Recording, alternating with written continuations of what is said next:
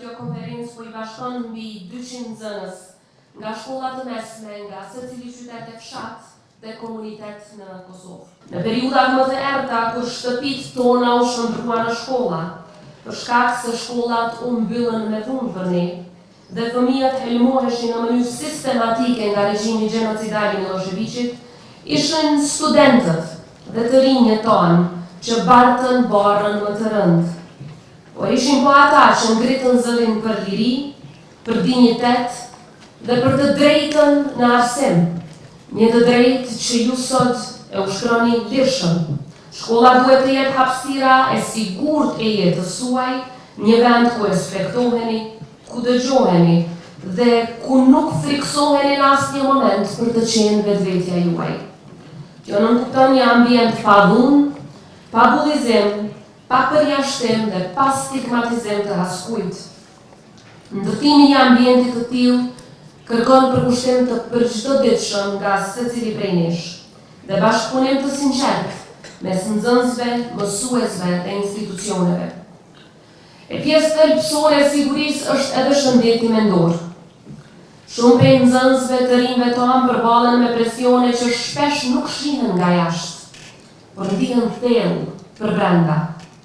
Prandaj është e domosdoshme që secila shkollë të ofrojë mbështetje profesionale.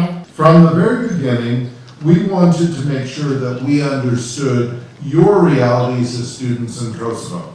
We started with a very detailed baseline study, and the results told us that discrimination and stigma were present in your school environment, that access to skills-based training was limited, and that the opportunities for young people to meaningfully participate in initiatives promoting social cohesion were far too rare.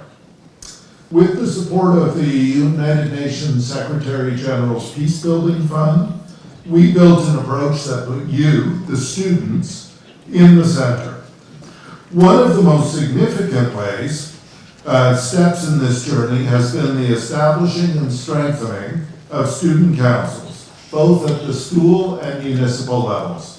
Ne besojmë fort se shkolla nuk është vetëm një institucion arsimor, është një komunitet. Dhe komuniteti është I sigurt vetëm kur të gjithë ndihen të dëgjuar, të respektuar dhe të mbrojtur. Realiteti në shkolla nuk është gjithmonë I lehtë. Pa dashur me zgjuguru, shumica prej jush përballeni në baza auditore me sfidat e sigurisë dhe paqes në shkollat e juaja. Gati 1 në 3 nxënës në Kosovë raporton se ka përjetuar një formë të dhunës fizike ose psikologjike në shkolla. E kjo është shumë. Mbi 40% thonë se janë ndjerë të pasigurt të paktën një herë në rroborën apo korridorët e shkollës. Ngacmimet verbale, ngacmimet online, konflikti mes grupeve të nxënësve dhe tensionet mes komuniteteve janë të problemet kryesore që ne I kemi sot në shkollë.